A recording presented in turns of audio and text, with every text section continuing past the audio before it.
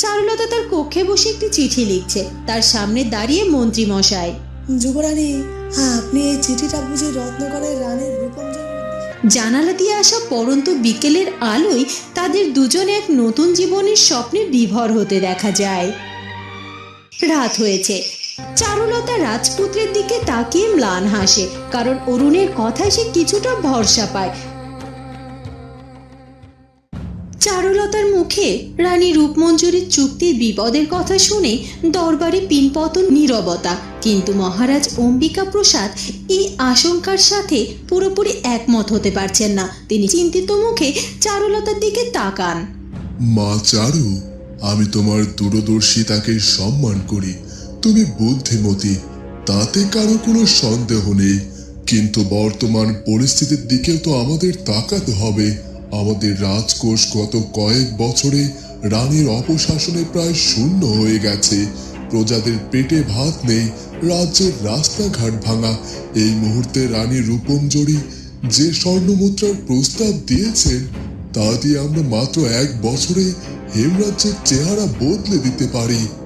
চারুলতা বিনীত কিন্তু দৃঢ় স্বরে মহারাজ অম্বিকা প্রসাদকে বলে, আমি বুঝতে পারছি পিতামশাই, অর্থের প্রয়োজন আমাদের আছে, কিন্তু ভেবে দেখুন রানী রূপমঞ্জরি কেন 3 গুণ দাম দিচ্ছেন। তিনি বোকা নন। তিনি জানেন একবার যদি তিনি আমাদের হাত পা বেঁধে ফেলতে পারেন, তবে 3 বছর পর তিনি যা বলবেন আমাদের তাই শুনে চলতে হবে। তখন তিনি যদি 1 পয়সা দাম দেন, তাতেই আমাদের রাজি হতে হবে, কারণ ততদিনে আমরা অন্য সব ক্রেতা হারিয়ে ফেলবো। এটি আসলে এক ধরনের ব্যবসায়িক দাসত্ব। তুমি বড্ড বেশি ভবিষ্যৎ নিয়ে ভাবছো চারু। 3 বছর অনেক লম্বা সময়, এর মধ্যে আমরা নিজেদেরকে গুছিয়ে নিতে পারবো। আমার মনে হয় আমাদের এই সুবর্ণ সুযোগ হাতছাড়া করা উচিত নয়। লক্ষ্মী যখন নিজে দরজায় কড়া নাড়ছেন, তখন তাকে ফিরিয়ে দেওয়া ঠিক হবে না। কিছু চিন্তা ভাবনা সেরে নিয়ে রাজপুত্র অরুণ এবার চারুলতার দিকে সমর্থনের দৃষ্টিতে তাকায়। পিতামশাই, চারু ভুল বলছে না। আমি চারুর যুক্তির গভীরতা বুঝতে পারছি। সাময়িক লাভের জন্য আমরা আমাদের তাঁতিদের স্বাধীনতা বিক্রি করতে পারি না।